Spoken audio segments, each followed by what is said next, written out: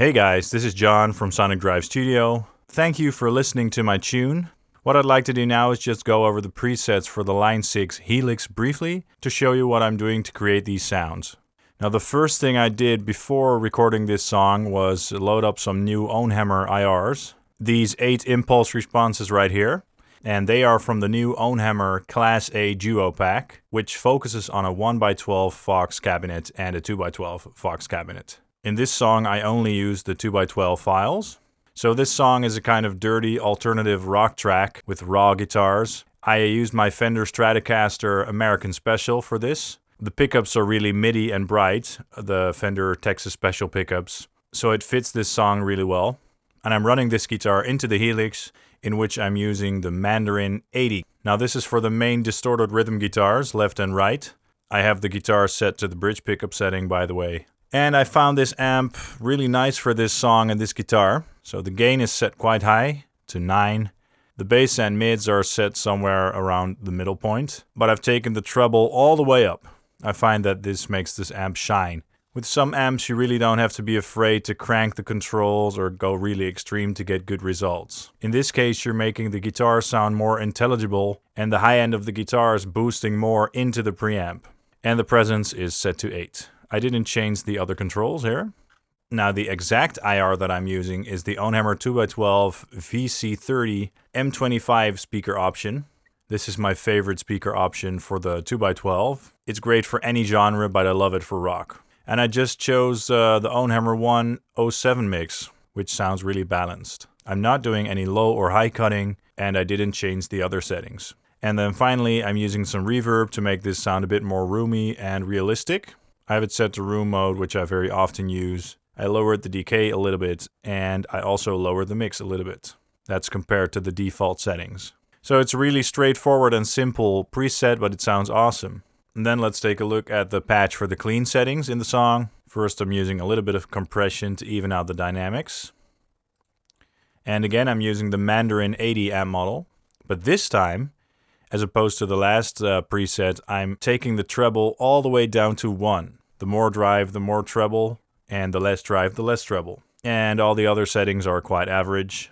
Then for this tone, I'm using the OwnHammer 2x12 VC30 Silver speaker choice with the OwnHammer 1.7 mix again from the Quick Start folder.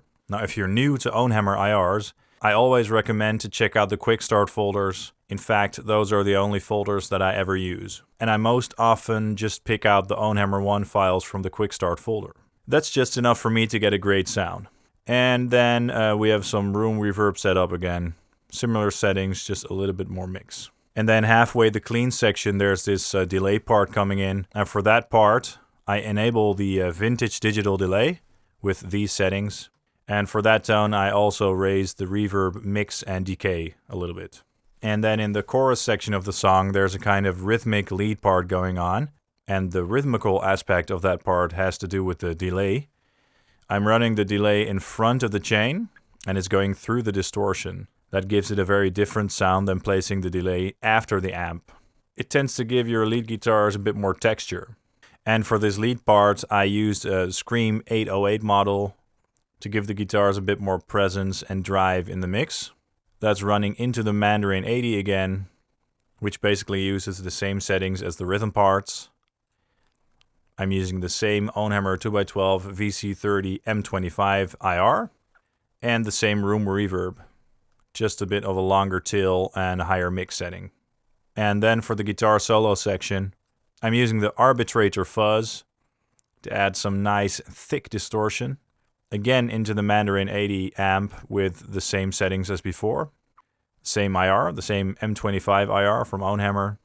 I added some transistor tape delay just to give it some space. And of course some room reverb.